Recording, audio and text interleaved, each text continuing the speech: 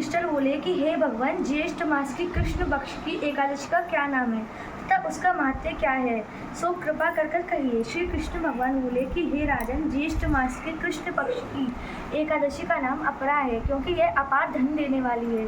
यह पुण्य को देने वाली है और पापों को नष्ट करने वाली है। जो मनुष्य इसका व्रत करता है उनकी लोकों में प्रसिद्धि होती है। अपरा एकादशी के व्रत के प्रभाव से ब्रह्म हत्या, भूत योनि, दूसरे की निंदा करना आदि पाप नष्ट हो जाते हैं। इसके व्रत करने से पर स्त्री के साथ भोग करने वाले पाप भी नष्ट हो जाते हैं। झूठी गवाही, असत्य भाषण, झूठा वेद पढ़ना, झूठा शास्त्र पढ़ना, ज्योतिषी, झूठा वैद्य आदि सबके पाप अपरा एकादशी के व्रत से नष्ट हो जाते हैं।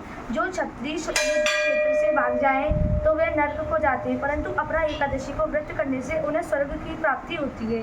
जो शिष्य गुरु से विद्या ग्रहण करते हैं परंतु बाद में उनकी निंदा करते हैं तो वे अवश्य ही नरक जाते हैं। वह भी अपरा एकादशी का व्रत करने से स्वर्ग चले जाते हैं। जो फल तीनों पुष्करों में स्नान करने या कार्तिक मास में स्नान करने से अथवा गंगा जी के तट पर पितरों को पिंड दान करने से मिलता है, वह फल अपरा एकादशी का व्रत करने से मिलता है।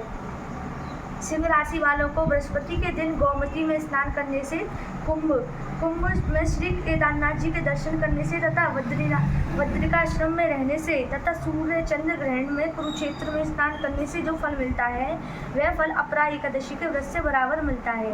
हाथी घोड़े के दान करने से तथा यज्ञ में स्वर्ण दान करने से जो फल मिलता है वह फल अपरा में व्रत के फल के बराबर गौ स्वर्ण का दान करने का फल भी इसके फल के बराबर होता है। यह व्रत पाप रूपी वृक्षों को काटने को कुल्हाड़ी के समान है। यह अपरा का व्रत पाप रूपी अंधकार के लिए सूर्य के समान है। अतः मनुष्य को एकादशी का व्रत अवश्य करना चाहिए। यह व्रत सब व्रतों में श्रेष्ठ है। अपरा एकादशी के दिन भक्ति पूर्वक विष्णु भगवान का पूजन करना चाहिए, जिसके अंत में विष्णु पद की प्राप्ति होती है। हे राजन, मैंने यह अपरा एकादशी की कथा लोकहित के लिए कही है। इसे पढ़ने व सुनने से समस्त पाप नष्ट हो जाते हैं। जय जय श्री राधे। जय जय श्री राम।